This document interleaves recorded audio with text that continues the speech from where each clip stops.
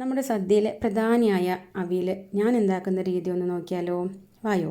അപ്പോൾ അതിനായിട്ടൊരു ചട്ടി എടുത്തിട്ടുണ്ട്. അതിലേക്ക് ചേന, പയർ, മുരിങ്ങക്കായ, ക്യാരറ്റ്, കോവയ്ക്ക, കുമ്പളങ്ങ, പിന്നെ വാഴയ്ക്ക. അപ്പോൾ ഇതെല്ലാം നല്ല വീതിക്ക് നീളത്തിനൊക്കെ മുറിച്ചെടുത്തിട്ടുണ്ട്. ഇതിലേക്ക് ഒരു 1/2 ടീസ്പൂൺ മഞ്ഞൾപ്പൊടിയും ഒരു 2 കറിവേപ്പിലയും 1.5 ടീസ്പൂൺ ഉപ്പും ചേർത്തിട്ട് ഒരു ഗ്ലാസ് വെള്ളം ഒഴിച്ചാൽ വേവിക്കാനായിട്ട് നമുക്ക് അടച്ചു വയ്ക്കാം. ആദ്യം ഒഴിക്കുന്ന ഗ്ലാസ്സിലെ വെള്ളം നമ്മുടെ തേങ്ങ ചതച്ചെടുത്തിട്ടുള്ള മിക്സിയുടെ ജാറൊന്ന് കഴുകിയ വെള്ളമാണ്.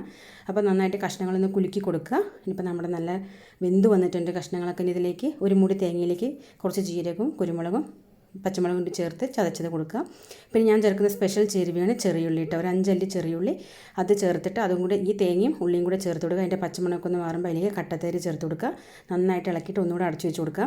അപ്പോൾ ഈ ഉള്ളി ട്രൈ ആക്കാത്തവരൊക്കെ ഒന്ന് ട്രൈ ആക്കി നോക്കുക. നല്ലൊരു ടേസ്റ്റും മണവുമാണ് അവിയലിന്. ലാസ്റ്റ് നമ്മളിതിലേക്ക് കുറച്ച് പച്ചവെളിച്ചെണ്ണയും കറിവേപ്പിലയും ചേർത്ത് കൊടുത്താൽ നമ്മുടെ അവിയൽ ഇവിടെ റെഡിയാണ്. അപ്പോൾ എല്ലാവരും ഈ രീതിയിലൊന്ന് ട്രൈ ആക്കുക. എന്നിട്ട് കമൻറ്റ് അറിയിക്കുക. വീഡിയോ ഇഷ്ടപ്പെട്ടാൽ ലൈക്ക് ചെയ്യണേ.